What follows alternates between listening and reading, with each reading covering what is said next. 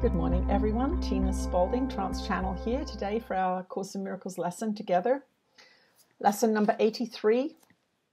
Today, let us review these ideas. Reviewing lesson 65. My only function is the one God gave me. I have no function but the one God gave me. This recognition releases me from all conflict, but because it means I cannot have conflicting goals. With one purpose only, I am always certain what to do, what to say, and what to think. All doubt must disappear as I acknowledge that my only function is the one God gave me. More specific applications of this idea might take these forms. My perception of this does not change my function. This does not give me a function other than the one God gave me. Let me not use this to justify a function God did not give me. And reviewing lesson number 66, my happiness and my function are one. All things that come from God are one. They come from oneness and must be received as one.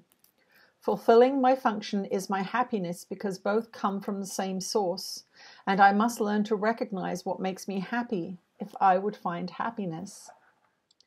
Some useful forms for specific applications of this idea are: this cannot separate my happiness from my function.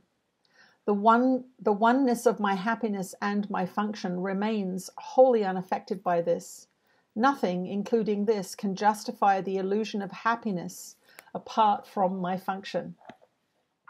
Okay, so let's see what Jesus has to say about this review.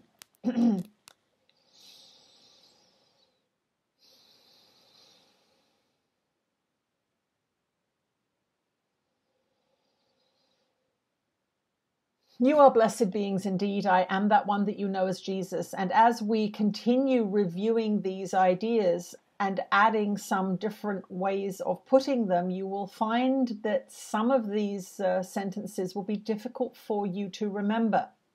What we want you to do is to take a few moments, a minute or so, when you are reading these application lines, and you can even make a note of them on some paper if you wish, and take them out with you into the day and use them whenever you find yourself thinking about something upsetting. For example, a co-worker who's getting on your nerves. Take that little note of paper out and read those suggestions. If you go to the bank, for example, and there's less money than you think there should be in there, and you feel that stab of financial fear, go and sit on a seat, take out your piece of paper and read these, and remember that to allow your frequency to plummet down into fear or resentment is arguing with God, if you will. It is arguing with your purpose, which is forgiveness and love.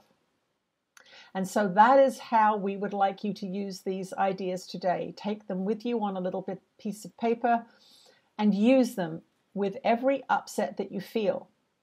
What you are learning to do here is to allow the upset to come, because usually that's not your choice. You are triggered into feeling it. But what you are doing is, instead of feeding that upset, instead of feeding that resentment, instead of feeding that fear, you are choosing love instead. You are saying, I am destined to live God's purpose for me, regardless of my bank account, regardless of my co-worker. These things have nothing to do with the greater purpose of which I am apprised. I am that one that you know as Jesus. We will see you again tomorrow. Oh, the sun came out. Thank you, everyone. We'll see you tomorrow. Bye-bye.